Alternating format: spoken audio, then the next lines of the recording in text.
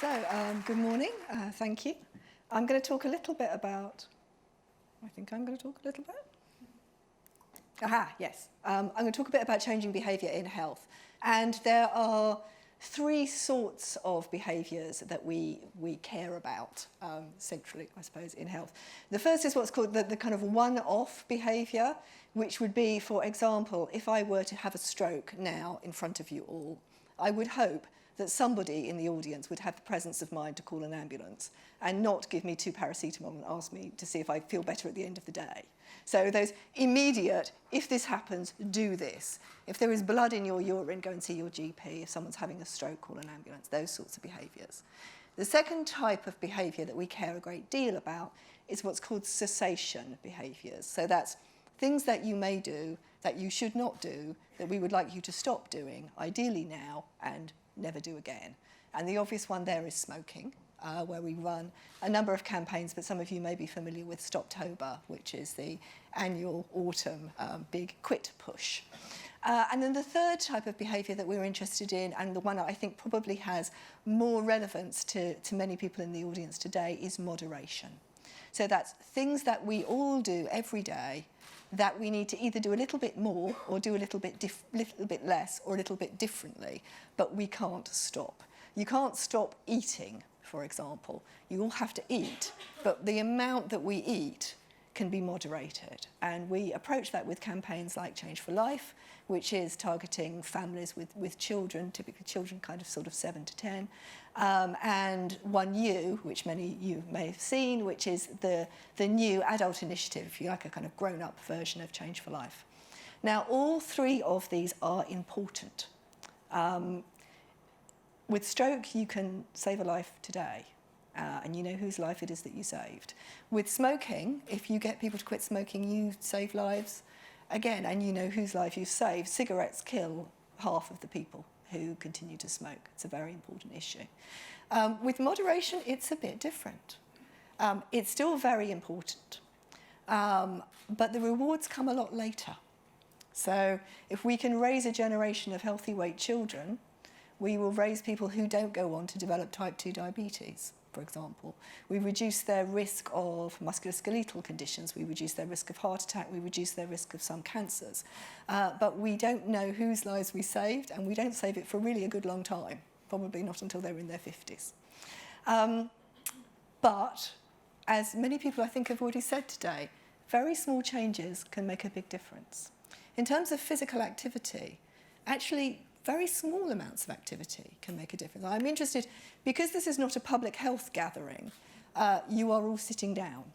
Although there are a couple of people standing at the back, but I think that's more to do with shortage of chairs than it is to do with anti-sedentarianism. So if this were a public health gathering, many of you would be up and walking about and possibly standing on one leg for periods of time to improve strength and flexibility. If the entire world was populated with people who had studied public health, we would not have an obesity crisis. Unfortunately, it is. But small amounts of activity, even 10 minutes of activity built into your day, can make a significant difference to your health outcomes. Similarly with food. People think that the obese must eat an enormous amount. We're in a different type of energy, must consume vast amounts of food. Actually, the difference between staying a healthy weight and get gradual weight gain is about 50 calories a day, 1 finger of a Kit Kat. That'll do it for you. Do it every day forever, you're in trouble. So very small changes to people's lifestyles can pay huge dividends. But it's very, very hard to moderate people's behaviour. So why is it so hard? Well, as Gogglebox has taught us. First of all, it's hard because people are actually very poor observers of their own behaviour. We have a fantastic amount of data within health, and if you look at the quantitative data, there should be no obesity crisis. Because if you look at what people say they do, they all eat healthily, their children eat healthily, they cook from scratch, they don't have any snacks, and they take lots of exercise. And they think it's terrible that other people don't do these things. But when you actually observe people, Caroline mentioned ethnography, we did some ethnographic research as well with families. If you look at what people actually do, they're not doing what they think they do. And they're not lying, they think they're doing the right thing, but they don't see some of the negative behaviours.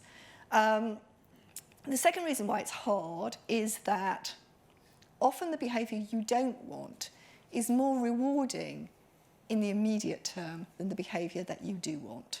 So, for example, it's more pleasant to sit down than it is necessarily to get up and run around, particularly at the end of the day if you're tired. If your child says, "Mummy, can I have a chocolate bar?" If you say yes, child will be happy.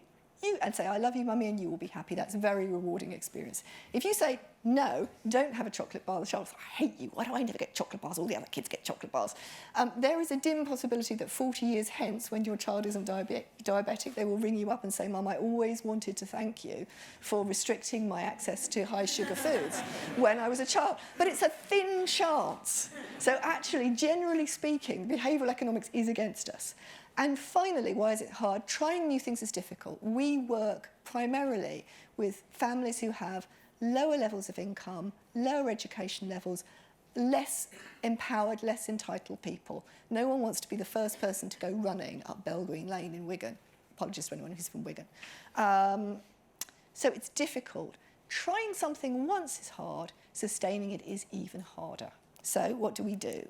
Well, this is the model that we use. It's a model that we've got to gradually and through a kind of process of learning. What we do pretty much with all our programs is the first thing is you do actually have to alert people to the fact that there is a problem, that their existing behaviour isn't helping and that there are consequences as a result of that. The next thing you have to do is you have to motivate them to actually make the change. And that isn't just about exhortation. That is about showing an alternative way of being. So giving people a sense that actually others do this differently, and wherever possible, that it is normal, that we are all doing this together. So you'll see a lot of social norming in our activity. Thirdly, we then need to support people. So just telling people in a television advert that they should change their behaviour is, though important, is not enough. We need to provide people with tools and apps to monitor their behaviour, and then we need to sustain that. And that is about rewards.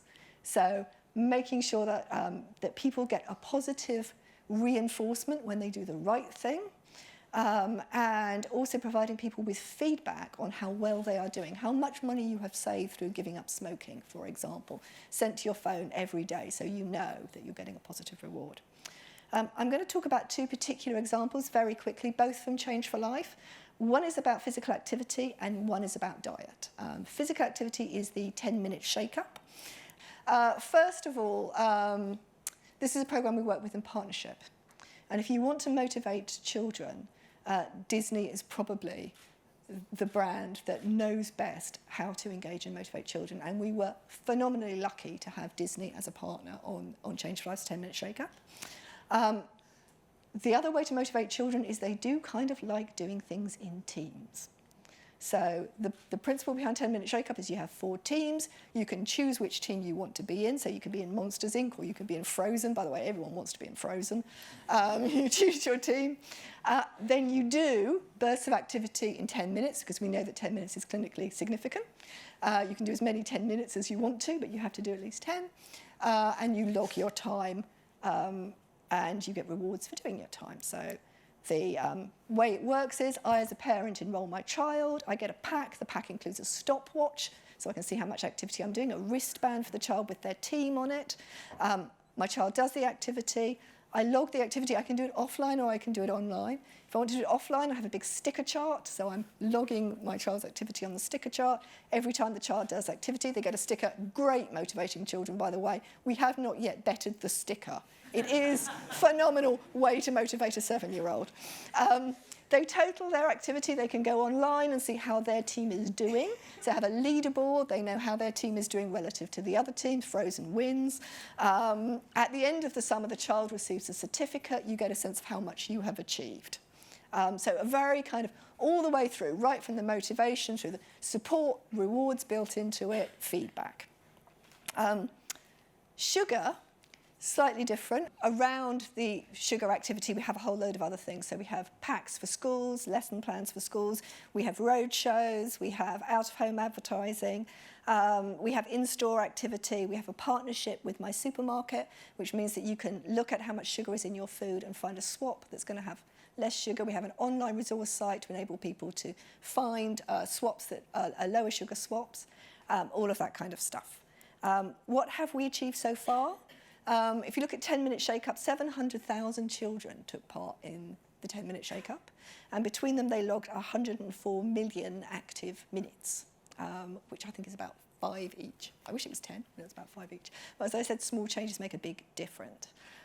In terms of the Sugar Smart app, that app has been downloaded 1.8 million times since we launched it in January. And we know that it's been used to scan barcodes 7 million times already. So people are using it already to understand the foods and drinks that they were eating in an absolutely habitual way. So without really ever considering what was inside it, now being evaluated and people are able to make changes. I am out of time. Thank you very much.